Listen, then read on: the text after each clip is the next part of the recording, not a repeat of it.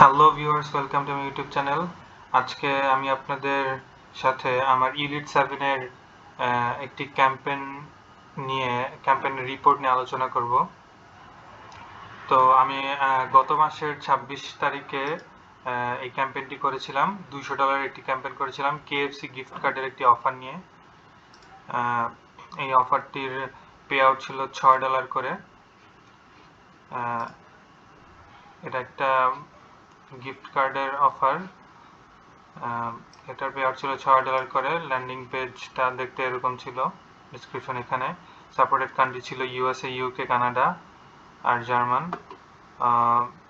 তো এটা গত মাসের 26 তারিখ থেকে শুরু করে প্রায় এক মাসের জন্য আমি ক্যাম্পেইনটি করেছিলাম। ক্যাম্পেইনটি শেষ হয়েছে। ক্যাম্পেইনের বাজেট ছিল আমার $200 মতন। তো চলেন আমরা দেখি যে ক্যাম্পেইন থেকে কত প্রফিট হয়েছে।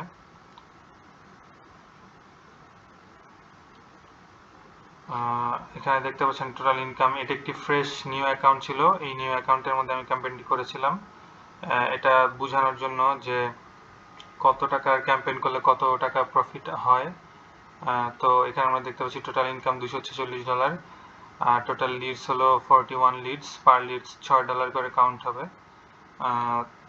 তো এখান থেকে আমরা বুঝতে পারছি যে $200 ক্যাম্পেইন করে $246 এসেছে। তো $46 প্রফিট হয়েছে আমাদের।